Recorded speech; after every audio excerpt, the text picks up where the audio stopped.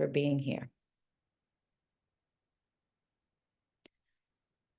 My name is 𝗟𝗲𝗳𝗁𝗳𝗁, and I'm a director with CAISO Sex and Gender Justice.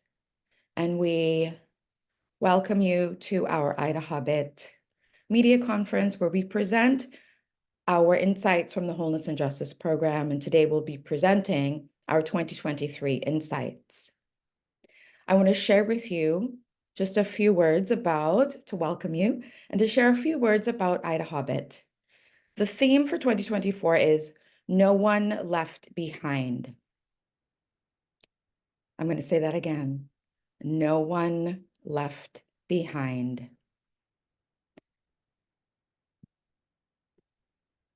Equality, freedom, and justice for all.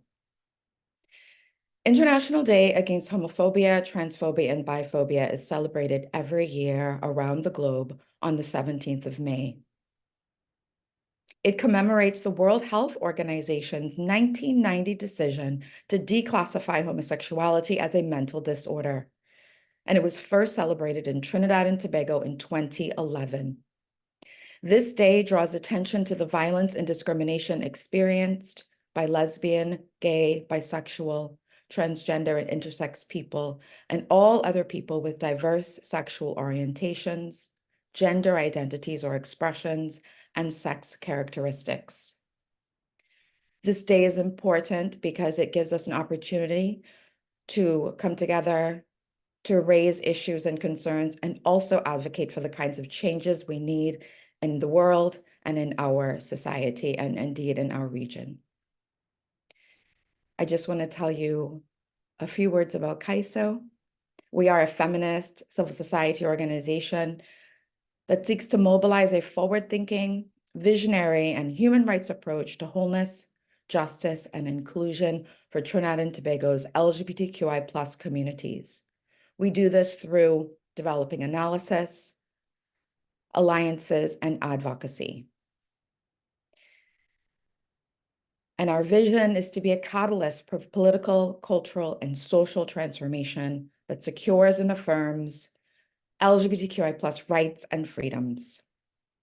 I'm so pleased today to be joined and to introduce to you our Wholeness and Justice team. And I hand over first to 𝗘𝗾𝗂𝗵𝗶𝗆, our Program and Research Officer. 𝗘𝗾𝗂𝗵𝗶𝗆, take us away. Thank you so much, Angelique. Good morning, everyone. I am 𝗘𝗾𝗂𝗵𝗶𝗆𝗺. I am the Program and Research Officer with CAISO and the Wholeness and Justice program specifically. Wholeness and Justice is, a program that is managed by CAISO that seeks to expand access by diverse LGBTQI+ people in Trinidad and Tobago to wholeness, justice, and social services. So this is really Wholeness and Justice is really at the nucleus of what we do as an organization, as well as including in our analysis, alliance building, and advocacy strategies to improve the condition of LGBTQI+ people in Trinidad and Tobago. The program essentially responds to violations that LGBTQI+ people experience in Trinidad and Tobago through legal services, clinical services, and wholeness development services. Clients can access a combination of services, so it can be legal alone, clinical alone, or clinical and legal, legal and clinical. You get the gist. And that is geared towards supporting them with their experience of violations. So we'll hear a little bit about each of these service areas, and specifically from our service providers as we move along today. Part of the work that Wholeness and Justice does as well is also in relation to community-level outreach, policy advocacy, strategic litigation, and capacity building for service providers. So these are some of the key interventions that we engage in as a program to improve the larger social conditions of LGBTQI+ people in Trinidad and Tobago, as well as to expand their access to services. So a little bit about our process. When someone contacts the program, they are able to get in touch with one of our team members, who then conducts a violation assessment. Because like I said earlier, the program provides services to LGBTQI+ people who experience violations. And once the violation assessment is completed and an assessment is done by the team to determine whether or not how we will be able to support them rather, then we begin creating an intervention plan to move them through these services, to move them through these processes, to enable healing and resilience, as well as to foster principles like self-advocacy, self-empowerment, and other social justice principles, as well as equity, as they try to access these services. And so I thought it was important to explain a little bit about how we understand violations, or what we understand violations to be. And violations are any action or inaction that arbitrarily infringe on persons' human rights. So that can occur intentionally through abuse, violence, discrimination, or by omission through like a failure to protect, failure to include, which are some of the things that come up in our insights and through the years of services. And so just some examples of violations include abuse from authorities, infringement on safety and security of the person, state failure to protect from abuse, exploitation, and discrimination, infringement and equality before the law, and due process and inability to access public services because of discrimination. So these are just some examples of what violations are. And we, get in the insights report, we get into the nitty-gritty and the very specifics of the violations that occur and were most persistent or pertinent for clients in the past year of service. Right, so this is just to give you an idea of the snapshot of services. So who are the people that are accessing wholeness and justice services? Like I mentioned earlier, the services available for LGBTQI plus people in Trinidad and Tobago who experience violations. So it's LGBTQI plus people and their diversity. And so we have majority of the percentage of our client population last year were gender diverse people. So this includes trans people, trans men, trans women, non-binary, genderqueer people. And this really, is a nod to what we understand through the program and the ways the program seeks to kind of provide key interventions, particularly for these groups of people, because we understand the very specific vulnerabilities that they experience as a result of a lack of legal and social recognition, as well as the heightened visibilities that gender diverse people in particular may have because of their gender expression. And so, we have a very pretty even distribution of sexual orientation. And just to note as well, the heterosexual the people that account for the heterosexual portion of things are trans people who are in relationships, or who engage in relationships with people of the opposite gender. So for instance, a trans woman with a cisgendered man, just to get an idea. And yeah, so these are the numbers in terms of the services that folks accessed. And so like I mentioned earlier, folks can access any combination of services on the account of the experience of a violation. Last year, all our clients experienced violations, as that is a criteria to access services from the program. But 90% of these clients were receiving legal services. So that really goes to show the kinds of support that folks need in navigating legal processes and legal institutions for redress and for care, and just also being able to understand their rights in relation to the violations that they experience, as well as other related experiences. And so going specifically into the services, so our legal service is administered primarily by our community lawyer, Daniel A. Jones, who you will hear from shortly.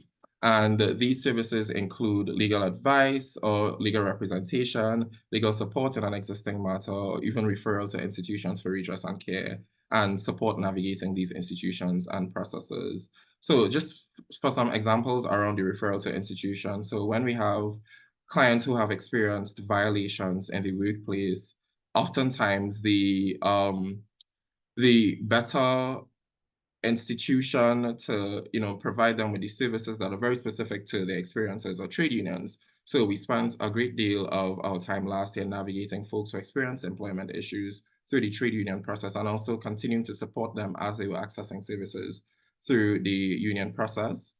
And just to give you an idea of some of the free services that were provided last year, as well as with the legal process and institution navigation, to trade unions and submitting complaints to the Equal Opportunity Commission and applying for criminal injuries compensations. We also continue to provide folks with support in terms of accessing social services through helping them prepare the documentation or accessing the documentation that they need for this. As well as last year, we were also one of the key things that we really did last year was also providing services to LGBTQI+ migrants in Trinidad and Tobago who required navigation to different institutions, processes, and systems for migrant support. And so these are just some of the key interventions that we had as a legal service last year. These key interventions really seek to take a broad-based intervention approach geared towards advocating for LGBTQI+ people in Trinidad and Tobago. And so they include a panel discussion to commemorate IWD last year on equitable legal protections for all domestic violence survivors, because we do understand that the ways that LGBTQT women, migrant women, different disabled women as well, the ways that they are the vulnerabilities that they have and the ways that they are often marginalized in these systems as well. So just reinforcing the rights that they have, as well as providing education in relation to the relief that they are able to seek through legal processes. Strategic litigation is another key intervention, legal process navigation, as I just mentioned, as well as deed polls for name change, which is very popular among our gender diverse and trans clients. So I'm just going to hand over to Danielle briefly to just kind of give us some reflections from the last year of service, as well as some of these key interventions. Thank you, Kellogg. Good morning, everyone. So I'm Danielle Jones, a community lawyer, primarily dealing with the legal arm of things. Well, the first and foremost, the most important thing is the panel discussion, because knowledge is power. Persons need to know their rights. They need to know where to go when their rights are infringed. They need to know how to navigate filing applications before the court. They need to know when they have a violation and if they should seek legal advice. They should also know that when they go to the police station, if they are not given the service that they desire, that they could file complaints with the police division complaints as well as the police complaints authority. So panel discussion is our first tool to get rid of, eradicate discrimination against members of the LGBTQIA community. And out of the knowledge comes awareness. So when you know your rights now, it's the person's clients are easily able to self-advocate, and not only for themselves, but other persons they may come into contact with. So then the knowledge is spread across the board and everyone is more knowledgeable.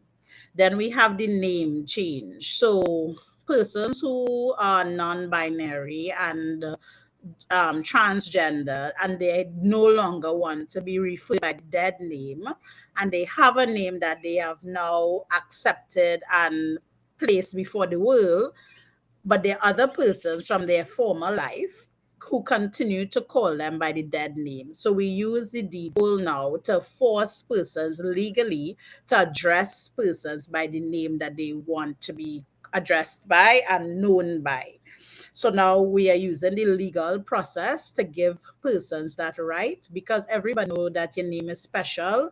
And if you had bad experiences with a former name, some people have in their family traditional cultural names that they don't identify with now, and they use deed polls to get rid of those names. Our clients now using this process to force the world to accept that they have a new identity and this is their name.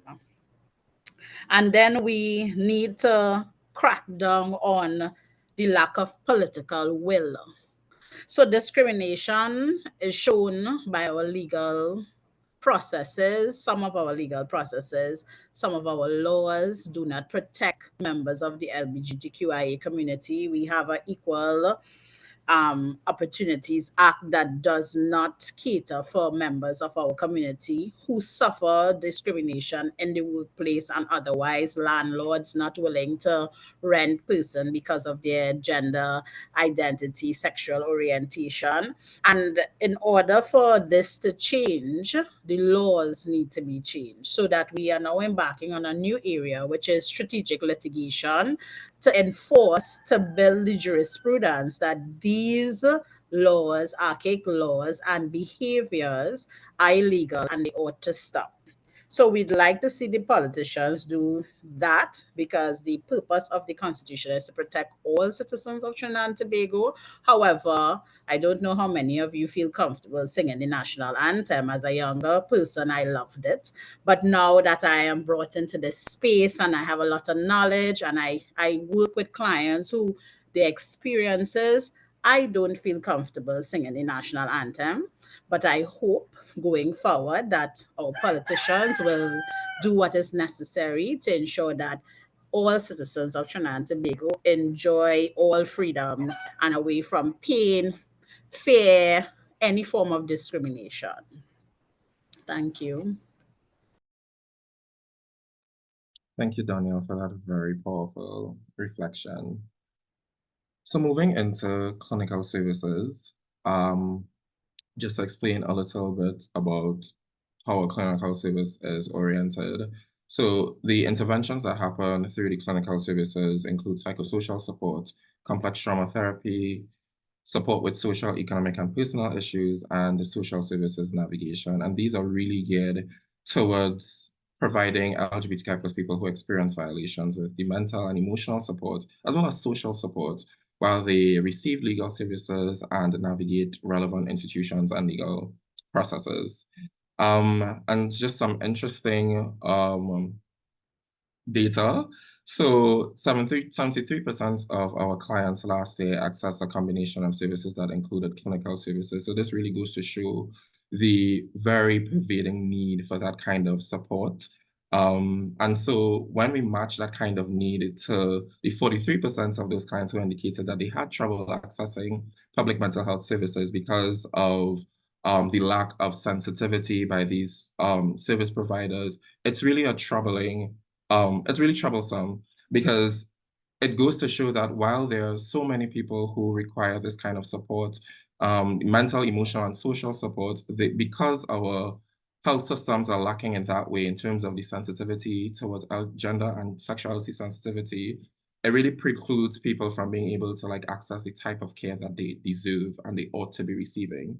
And so for quite some time, the clinical service has been finding different ways to extend services to LGBTQI+ people in Trinidad and Tobago as best as possible, which informs some of our key interventions. And these interventions are really aimed at addressing pervading community needs and the gaps that exist for LGBTQI+ people in Trinidad and Tobago. They include capacity building and public education webinars, such as the Working with Families of LGBTQI+ People webinar that we had last year, as well as the Navigating Social Services for LGBTQI+ People, as well as community care and consultation sessions through our share space that really allows community to get together to talk about different topical issues, topical experiences, as well as using it to really consult and get together with community to be able to inform the kinds of work and the kinds of advocacy that we do as a program and an organization.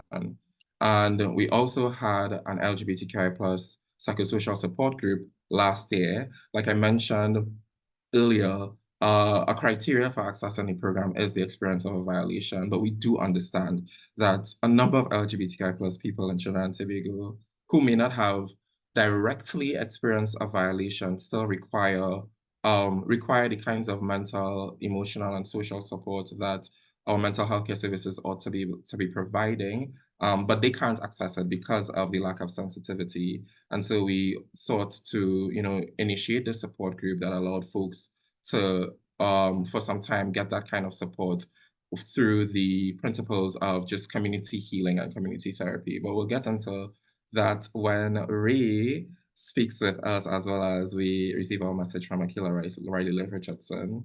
And lastly, one of the other main key interventions that we had last year was social services navigation. So Ray, as our community caseworker, consistently engaged with clients for them to assist them and support them with accessing social services. So these include services for food support, for housing support, and different types of, even including health as well, and different kinds of services. And these relates to the legal process navigation that Danielle would have mentioned earlier.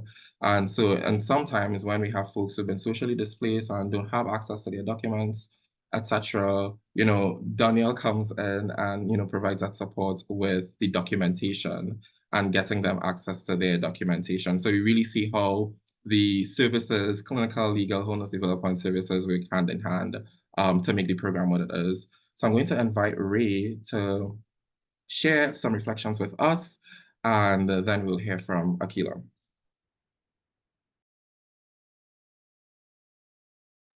Thank you, 𝗘𝗏𝗵𝗶𝗆. You made me chuckle there a bit when you said something about they might not receive a violation as a blatant or legally defined violation. But it is true, violations can be experienced on an emotional or psychological level as well. And unfortunately, these things are not really recorded or treated as violations. So using that as a point of departure, I would say that let us look at some of the instances. Prior to 2023, it was relatively safe to express queerness and being trans in Trinidad and Tobago. And the youth population, I think it's Gen Zs, they call them, not too sure. They are more open to and have better experiences with fluidity in orientation or identity. So they are coming out earlier, they are making themselves known earlier. So what I have found in my clinical practice as well as my social services navigation is that a lot of youth are being left behind because they start at home. The home is not a safe space for them. So the threat of being homeless, the kind of instability really derails a young life. If you were to think of somebody coming of age around 18, 21, and they don't have that stability and security at home, how are they going to perform in school? How are they going to be confident as young adults to go out there and look for a job or to make their own mark in the world? So we have a lot of issues with homelessness or abuse in the family home, whether it is verbal abuse or physical abuse. More of those are coming out from the youth population. And the youth is pretty broad. It's 18 to 35, I think it is, but we're looking here primarily between 18 and 25 to 27 as youth experiencing these kinds of violations. And it's really difficult to motivate them to actually want to bring up charges against their parents. So that becomes a bit of a challenge. How do we keep them safe at home in a space that is inherently unstable and threatening? How do we help them develop as contributing and positive, healthy adults in Trinidad and Tobago when there's all this instability taking place? So with the whole fiasco last year with the children's sex education and the protesting against the Rainbow Book, I can't remember the name of the book, we found that there was an intense increase in anti-trans, in particular anti-trans rhetoric. The trans umbrella is very broad, so we're looking at binary trans, trans masculines, trans feminines, we're looking at non-binary, gender non-conforming, we're looking at bi-gender, agender, genderqueer. It's an entire spectrum. So all of these people and this folks in this spectrum are the ones who are negatively affected by the anti-trans and anti-queer rhetoric that is coming down from the global north. All of this to say, my issue, my most resounding issue or challenge in the last, especially in the later half of last year, has been that of the extreme threats of homelessness and instability at home. People are living on the streets in Lara Promenade or in Victoria. It's like almost every other day, some youth is being put out or being threatened to put out or has to find a way to stay in a home that is so unsafe. I mean, parents, seriously, make your homes a safe space for your children. I mean, a safe space, a safe family home is so essential for your child's emotional and well-being, as well as their personal safety. You put your kids at risk to do sex work or to shack up with somebody who is not safe for them because you have made the home so uncomfortable. You have literally put them at risk.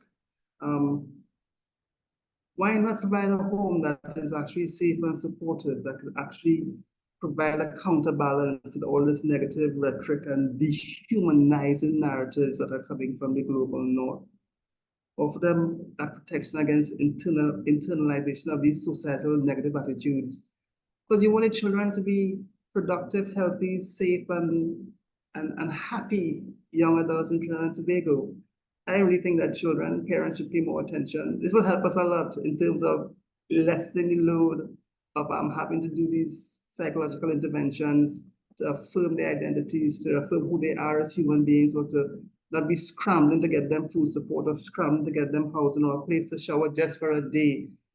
If parents would just love their children, where does all that love go? Where does all the love go from the time the child was born and everything you have done to the moment you hear or you find out or suspect that the child is queer? Where does that love go?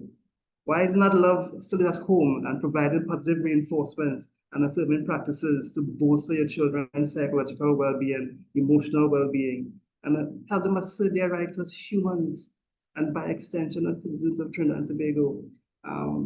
Maybe I digress from what it is we do here at in our clinical and social work, but that has really been landing very deeply with me, the homelessness and the abuses that are hidden at home to queer and transgender youth. And if the topic is leave no one behind, then we cannot leave the children behind. Everybody's always so, what about the youth? What about the youth?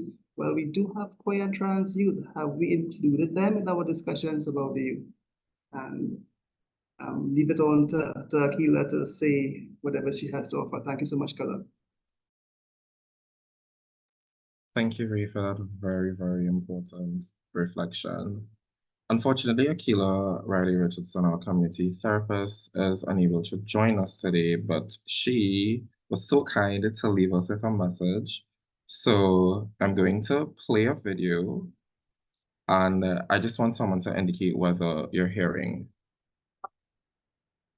Hi, my name is 𝗘𝗾𝗂_Riley-Richardson. I am the community therapist for Wholeness Justice. One of the biggest struggles that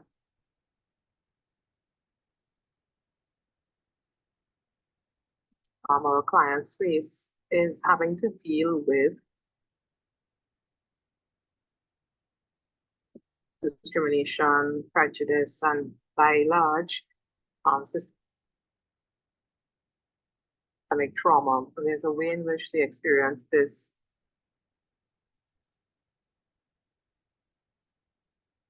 not only the wider society and the wider community, but with their families. And as a result, I mean, our work is largely about supporting our clients through the trauma that they experience day by day. And in order to support them, we use various techniques. We would use stuff like EMDR, compassion-focused therapy, somatic work, different strategies to help them to address the traumas that they experience. The challenge is that though we do the work, these traumas continue, and we recognize as a clinical space that we can't do this work unless there's wider change in our society as well. But what people are experiencing in the wider society is impacting how they show up in the clinical space. Notwithstanding that, we still push through, and what we've been trying to do is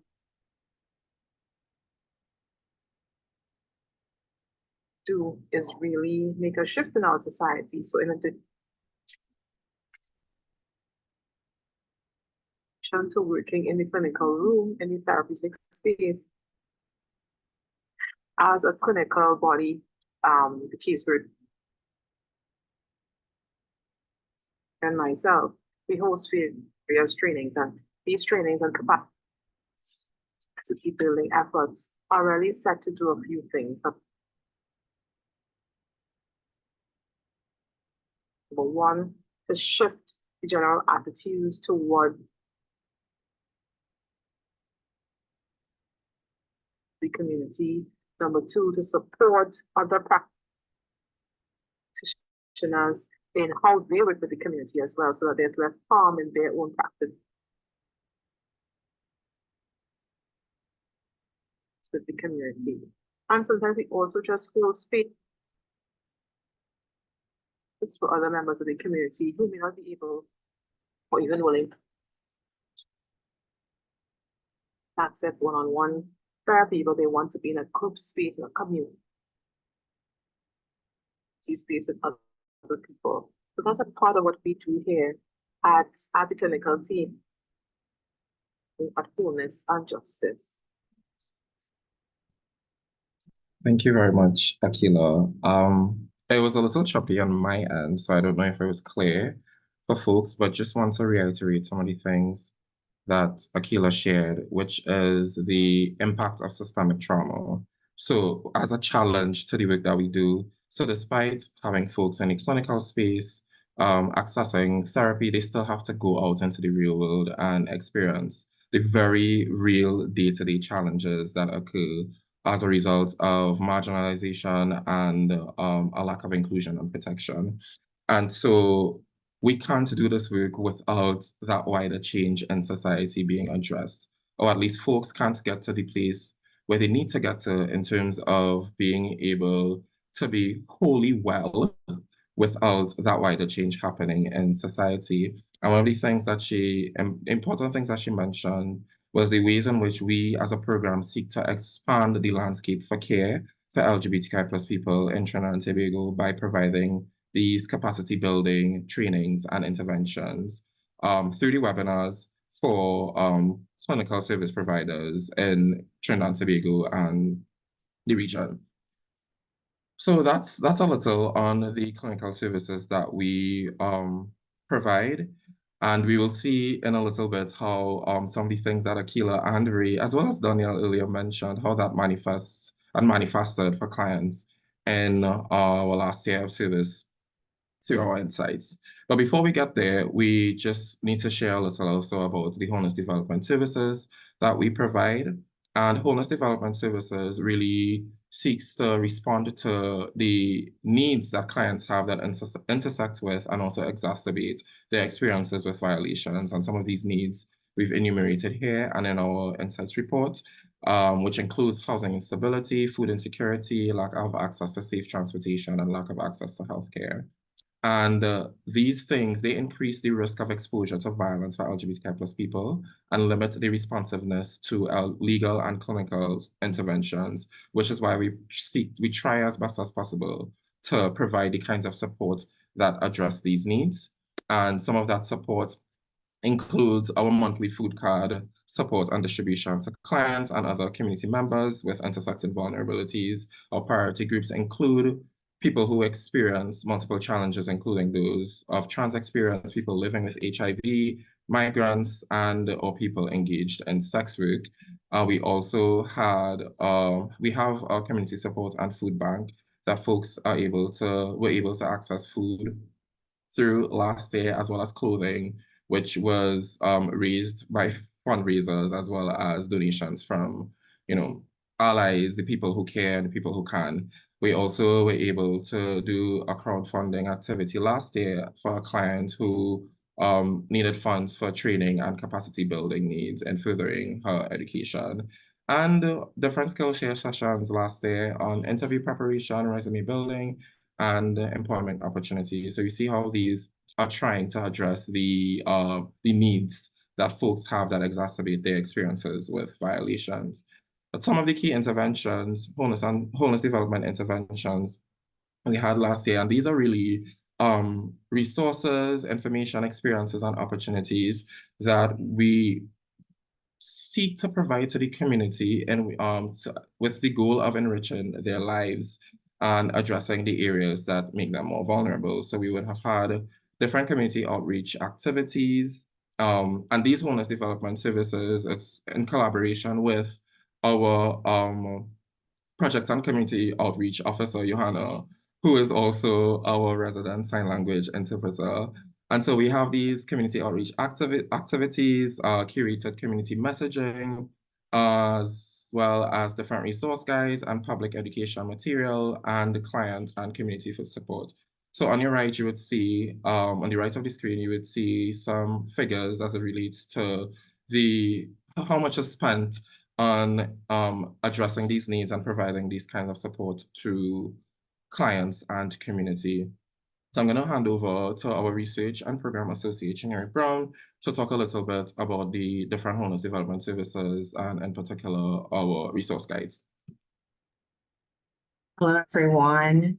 So as Kellogg would have outlined, we know our wholeness development services really take on quite a holistic way of addressing some of the issues that we see arise. And one of the ways that we really seek to have and create something that has a memory that can last, that people can share. Part of the way that we do this is through the creation of guides, position papers, and different resources that can be accessed on our resource page, CAISO.org. But we have done this in a number of ways. So I would just love to reflect on some of those. So one of the ways that we've done this is through our Beyond Decriminalization position paper, right? And we really use this as a space to, and this is this paper was profiled by 𝗕𝗾𝗵𝗶𝗁, our intrepid research and program officer, but we really use this to do an assessment of the legal landscape in Trinidad and Tobago and look at the ways that the laws do and do not, right, protect and include LGBTQI+ people in the country. And so we are very clear that there are different ways that this can be addressed. And so we have policy recommendations. We chronicle the ways that the specific laws can be addressed to make sure that we are protecting all of our people. And so we really encourage you to take a look at this. You know, a lot of our recommendations come from our evidence-based advocacy. And so we know that our work with community members really highlights the ways that different protections are needed for us to really bring ourselves in alignment with a lot of the human rights goals that we see as essential to creating like a full, safe country. So we also have part of what we call our Educate to Empower series. And so those would be two guides. We created a guide for LGBTQI+ youth, our 18 to 35-year-olds, and for parents of LGBTQI+ youth, right? And so that's our Rise Up and Rise Together guides.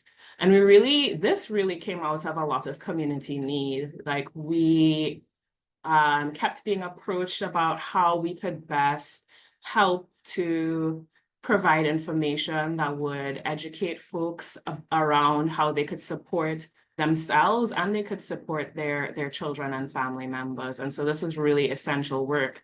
And inside of these guides, we really do a range of things. So there are definitions that are provided to help people familiarize themselves with what people might mean by queerness, what we might mean by LGBTQI+. There are letters from youth to youth and from parents of LGBTQI+ youth to other parents, right? And I think that they're a really good grounding place for us to talk through what we do have in common as community and how best we can support the people that we love and how best we can support ourselves. They're frequently asked questions, a range of things. So we really do suggest folks take a look at it. And accessibility was really important to us when we were creating these guides. And so we have English and Spanish versions available. We've been working on sign language versions, and we have hard copy versions in Braille. So these are just important things to note, because as CAISO, we really do see inclusion as being an intersectional landscape, and we understand the importance of addressing our various communities. And again, it really ties back into something that Ray, our caseworker, would have mentioned, this creation of community and family that is a safe space, that when we really think about some of the violence that might exist in our community and our society, we know that part of the way that we reduce these things is really by comprehensively addressing areas where that instability might lie, and understanding is really a beautiful way and place to start. And lastly, but not least, one of the other guides we have is our social services navigation guide.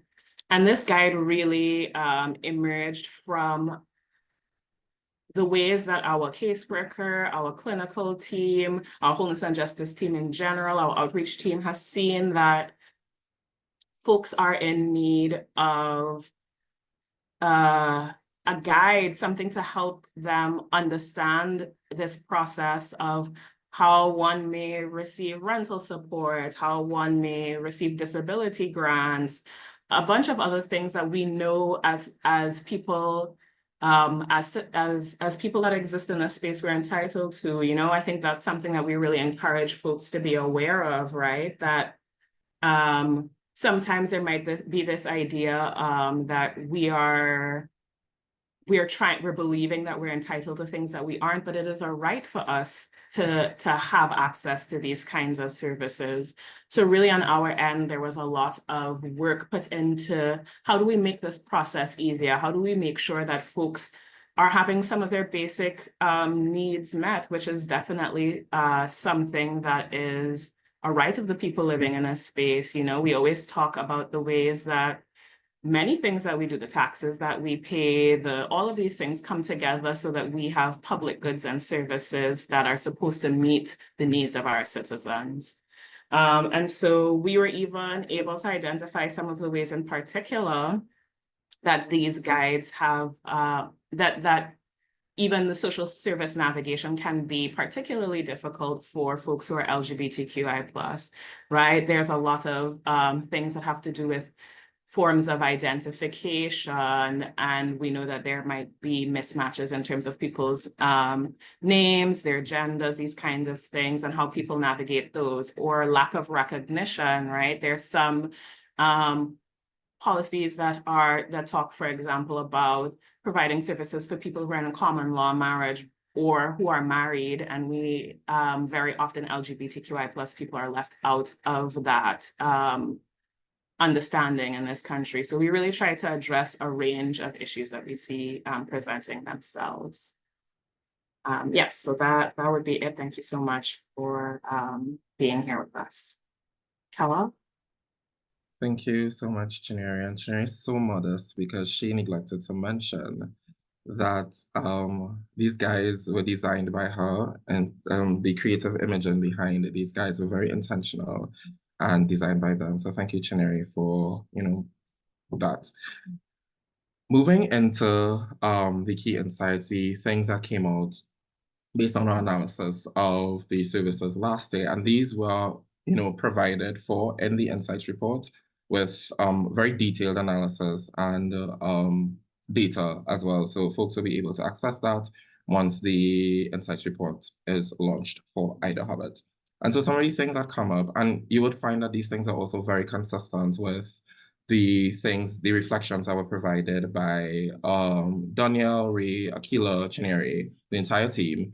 We begin with the Equal Opportunity Act limits avenues of redress for classes of people who experience discrimination. Now, we understand the Equal Opportunity Act to be legislation that intends to prohibit kinds of discrimination, especially in relation to employment, housing, accessing goods and services, education.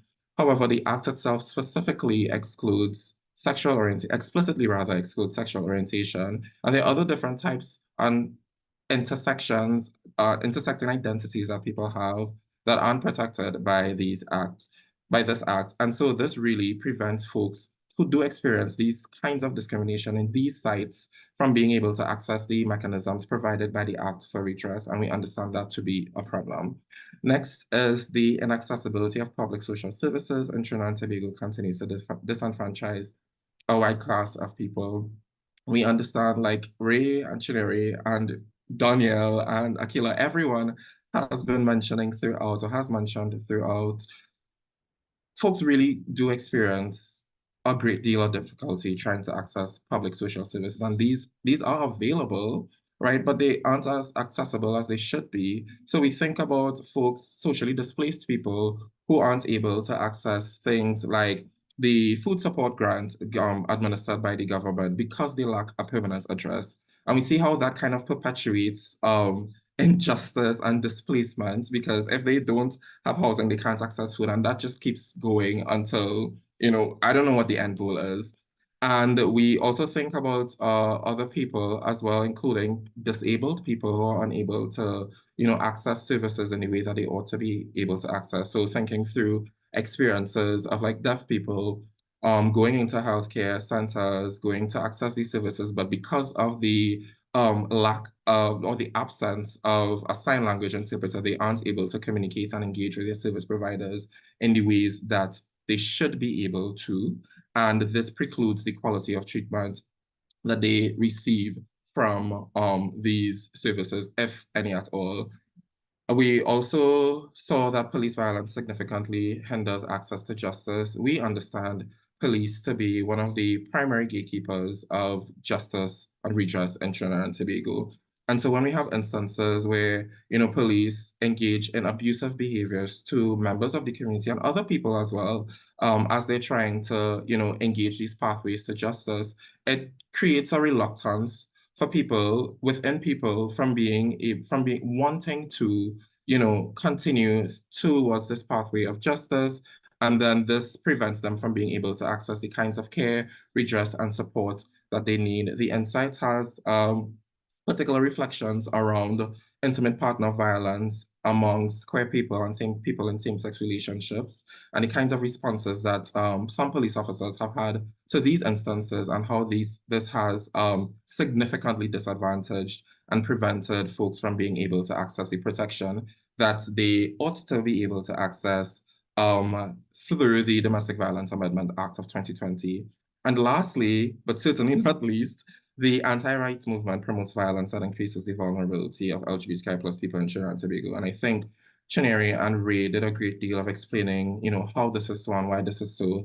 And so when we have these kinds of, increase in anti-gender, anti-trans sentiments and action, it's really not productive for society, right? Because it really does continue to perpetuate different kinds of structural discrimination and violence that LGBTQI+ people face in Trinidad and Tobago, and prevents them from being able to access the services and enjoy to the full extent the human and constitutional rights that ought to be that they ought to be enjoying.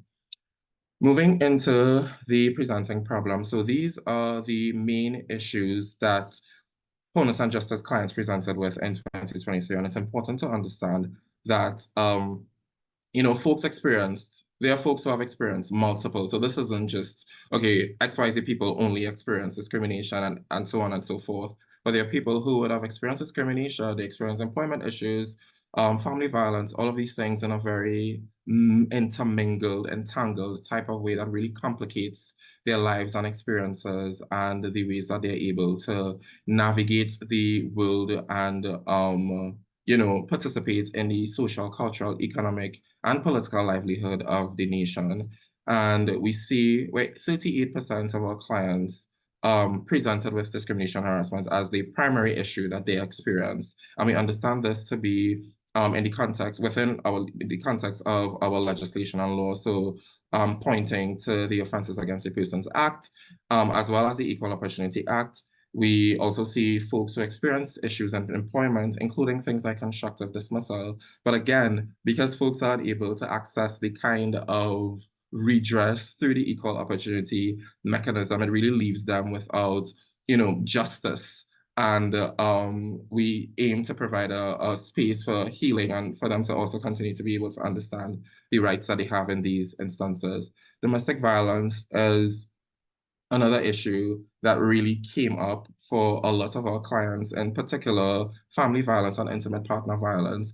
And Ryan Chineri talks a great deal about the impact of family violence, especially as it relates to LGBTQI+ youth, and the ways in which, because folks, particularly youth, are dependent on their family for, shelter, for clothing, their basic needs.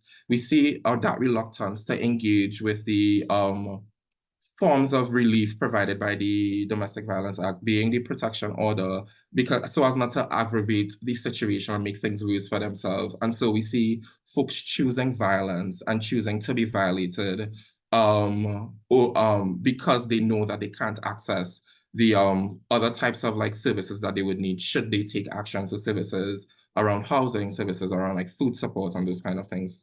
And well, with intimate partner violence, it's something that continues to that folks continue to experience. And thankfully, we have the dating relationship category through as a protected status through the Domestic Violence Amendment Act that is expansive in a way that includes gender and sexual diversity. And so that exists as a mechanism for folks for folks to access redress. However, we still see complications around, folks understanding the ways that LGBTQI+ people, experience violence by law enforcement and by our legal and social systems, and not wanting to expose, their abusive partners to that kind of treatment, and also not wanting, fear of being exposed, fear of having their information around their sexual orientation, gender identity, being exposed to folks who may mean harm for them. And then we have had instances, 25% of our clients had experienced physical assault last year, and this includes from, family members and also from strangers on walking on the road. And we see how this in particular has really affected trans and gender diverse people because of, like we mentioned earlier and has been consistent through our reflections today, because of the particular types of visibility that members of the trans and gender diverse community have. And this makes them targets to physical violence and physical assault, even by random strangers. And so there is a clear need for structures in place that offer folks protection, access to redress, and also that exist as a deterrent for these kind of acts of violence to continue, because we see how perpetrators feel a sense of safety in knowing that we live in a context that does not, we live in a context that has very prejudicial attitudes towards LGBTQI+ people. And based on these insights, we have enumerated a number of policy recommendations to government of Trinidad and Tobago as duty bearers to us as rights holders in Trinidad and Tobago. And just a couple of them include enacting protections on the basis of sexual orientation and gender identity to Constitution under Section 4, which is the section around fundamental rights and freedoms. Engaging in legislative review regarding non-discrimination and act laws that specifically prohibit discrimination. And we have anti-discrimination laws already through the Equal Opportunity Act. So really looking through these legislation and finding ways to ensure that as many people as possible with as many intersecting identities feel protected and are guaranteed the protection by the law and access to redress. Some of the others include updating social welfare policies that limit or prevent access to services, and also supporting the accessibility needs of disabled people in public service institutions, as well as supporting capacity building and gender, sexuality, and LGBTQI+ sensitivity training for public service servants and duty bearers, because we see how insensitivity, precludes folks from being able to access these services in the ways that they ought to be able to access services. And two more include creating safe and affordable housing, as well as increasing and improving access to healthcare services that explicitly offers protection and ethical protocols for confidentiality and care. So these are just some examples of the policy recommendations, but the Insights does have the full list of policy recommendations. So we encourage folks to interact with the Insights report when it's launched. And we are also open for, engagement and questions around these things and these issues and the insights that we have. Yeah. So I know I'm being conscious of time. I know we promised an hour and it's already 11:03. So I just want to open the floor briefly for, folks who may have questions. I think we could probably take 2 questions and then move to closing.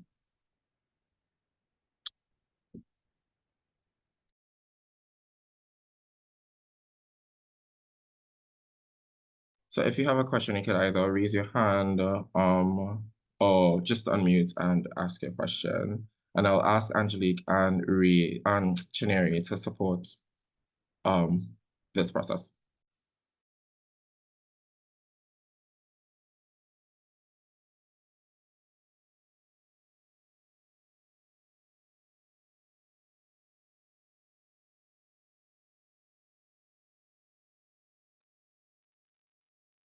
Well, folks seem quiet, so I just want to say to members of the media, again, we will send you a statement with various quotes that you can pull from for your reporting.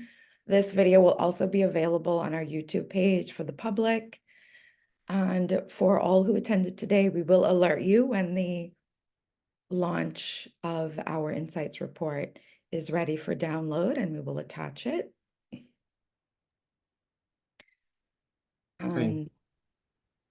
And yes, so folks are very, please use the chat, share with us any questions. Of course, we're also happy to follow up with any questions by email. You can email wholenessandjustice@CAISOTT.org specifically, or info@CAISOTT.org, and we're happy to respond. Hi, good day. Can you all hear me? Yes, we can. Yes, please go ahead. Renessa Gudging from TV6 News. Okay, I'm looking for some data. I know that a speaker was speaking to this incidence of homelessness among the youth, etc. Do you all have any figures that you could provide us with so that we could get a sense of, the impact, the extent of this, how often this occurs? And also, I probably missed it, but I'm going to say survey right now that was done, right, to generate some of the percentages that you were given as it pertains to the clients who had experienced certain violations. Could you tell me what was the base amount, number of persons? Thank you. So I'll respond to those questions. So yes, in relation to housing instability, the exact figures are will be in the Insights report. So once that's launched, you would be able to have access to that percentage, as well as the other the distribution of clients among different issues, and specifically around the. Sorry, I'm just jogging my memory with the other question. Specifically with the base number of people. So the figures that we have are from the clients that we would have assisted throughout the year. So this last year, we would have had 40 people that we would have done intakes with, who would have approached the program for support, and 30 of those people became clients of the program based on their very specific experiences. The remaining 10 people are folks that would have probably referred to other organizations or institutions that are, better resourced and have the capacity to support them. But in total, since the inception of the program to date, we have had 106 clients, And so some of the clients from our previous years of services, which would have been from December 2020 to December 2022, would have also rolled over into last year. But the figures in terms of the percentage in this report pertains to those specific to the clients that were enlisted last year. But previous reports would also have accounts of experiences based on the year of service. So I hope that answers your question. Yes, it did. Thanks. Okay, cool. Thank you. If anybody has another question, we could probably take one more. If not, I will take it as an indication. Okay, cool. Safia has a question. Yes, Safia. Good morning. Good morning. So call to action. We're celebrating IDAHOBIT. What is something that civil society can support with? And also, how can the public support? I feel like I already know the answer, but I just wanted to pose the question so that it could at least be included in this discussion. Angelique, do you want to take that? Yes, but please jump in as well. Ray, Danielle, Shaneri. I would say for civil society, we invite you to join us for the 𝗙𝗲𝗵𝗶 campaign. A number of you here are already partners officially of that campaign, but I want to invite you to look out. We are revamping the 𝗙𝗲𝗵𝗶 campaign, and we'll be putting out some material in August, and we'll be inviting folks to join us and help rally and really engage in public education. What we found through the 𝗙𝗲𝗵𝗶 campaign and calls for legislation is that, a lot of folks don't know their rights. This is not just, this is a wider public issue and concern. And so this is why we approach a number of our projects and campaigns from an intersectional lens.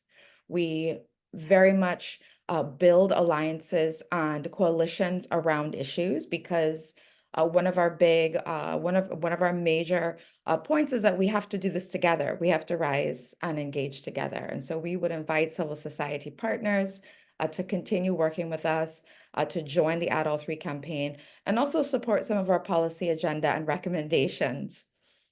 So we have very specific asks, and you'll see that in the report. And you'll also see that these align very much with previous years, because some of these presenting problems they're prevailing, they continue. But we also have the nuance as we build each year with these insights to show what has changed. I mean, one of the big challenges from last year that Kellogg, Shaneri, and Ray would have mentioned is this rise in anti-rights and anti-LGBT and even anti-gender. So we all need, I think, more to raise consciousness. We need to work together to think about how do we ensure rights and freedoms for all. And I think that we also need to invest in our institutions and demand that they work better. Duty bearers need to do and to uphold the rights and protection for all. And so we have to demand more of the government. We have to demand more of our institutions. And in the meantime, I want to say that this is the point of Wholeness and Justice, is to point out these glaring gaps and to provide those interventions where we can. And one of the things about the report that I think is super important is that we lay out what those key interventions have been throughout the year, and we continue to do that. So Safia, thank you for that question. I see Paula has a question, Kellogg. Are there resources for people who might not be courant with LGBTQI plus people and issues? Paula, Paula, can you share a little bit more? You mean who are not, they're very, very, they need to, okay, just share in the chat.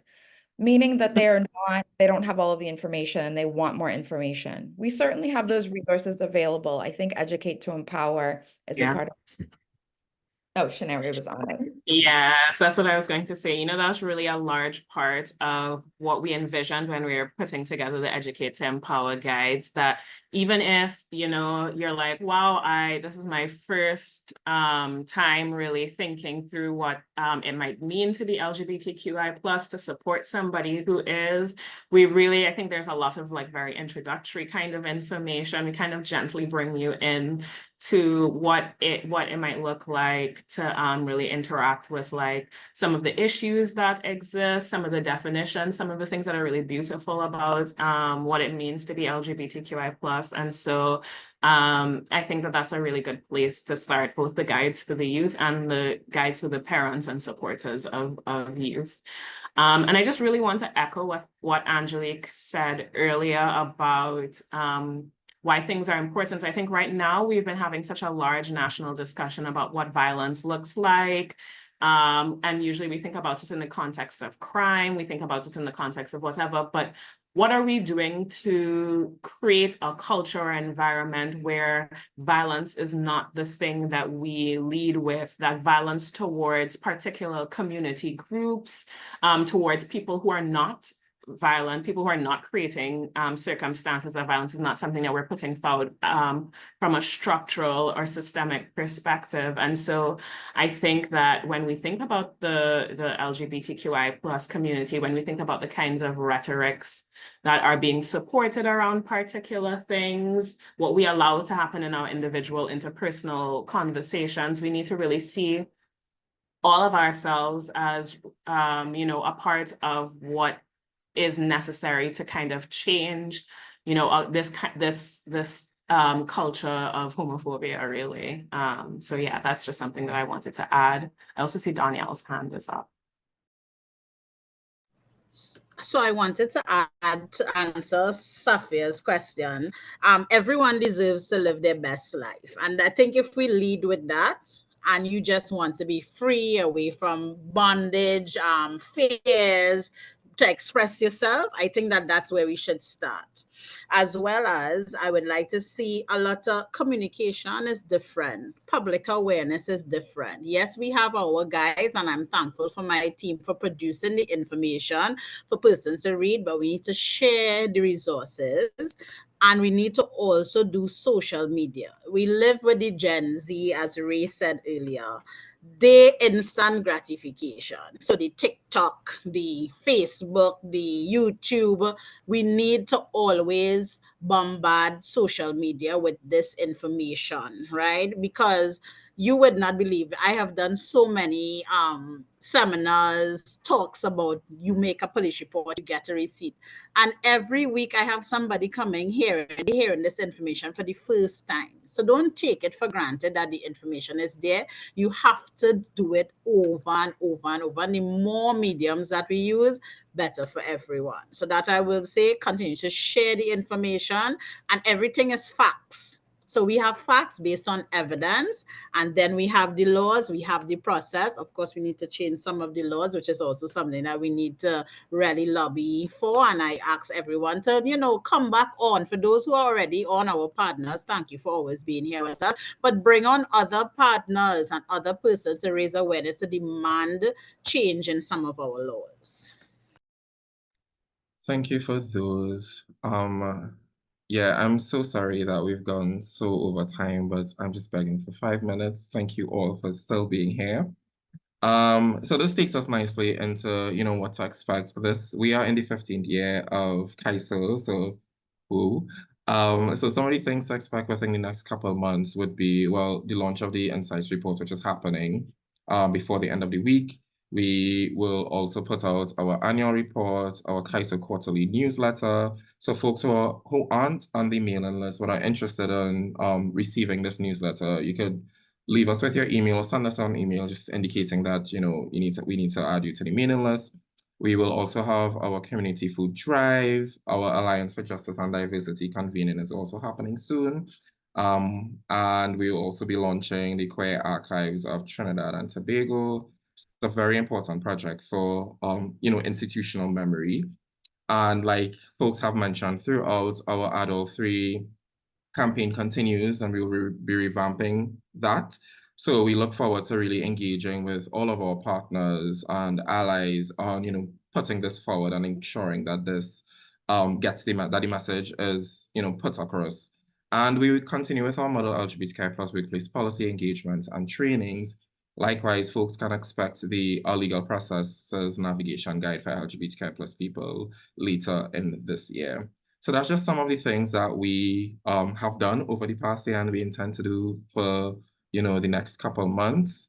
I thank you all for being here with us. I'm just going to hand over very briefly to Angelique to close us out. Thank you so much, Kellogg. Thank you so much to the entire team, Shanare, Ray, Danielle, Akila, and all of our other CAISO team members who have joined us today, who support the Wholeness and Justice program and our wider work. And I want to give a special thanks to Joanna, our project and community outreach officer, who is also signing for us today to ensure that this video, when we post it on our socials and on YouTube, will be accessible for our deaf LGBTQI+ community members as well as wider deaf community. So we want to just thank you for joining us. And I want to close by sharing as well that IDAHOBIT was actually started by a Martinican. And so when we think about IDAHOBIT and this day and what it means for us to reflect on no one left behind, equality, freedom, and justice for all, I really want us to think about and reflect on how wholeness and justice is really, this is the work, this is what we are doing and what we continue to do. And that we want, most of all, for LGBTQI+ people across all of our intersections and differences to be treated with dignity and have the same rights and freedom, be able to access those as everyone else. And in working for equality and justice, we want to reiterate that our differences matter and must be accounted in the struggle for freedom. This program of Wholeness and Justice, we respond to these multiple experiences across intersecting issues. And at the same time, we advance these recommendations for policy and legislative changes as we work to fill in the gaps where our community members are really left behind through exclusions and at times blatant neglect. And so what we do is we support our clients and community members, we demand better of our institutions, we fight against discrimination, and we insist on equal treatment and justice. Thank you all so much for being here with us, and we look forward to you joining us throughout the year with all of our activities. And thank you again for your support.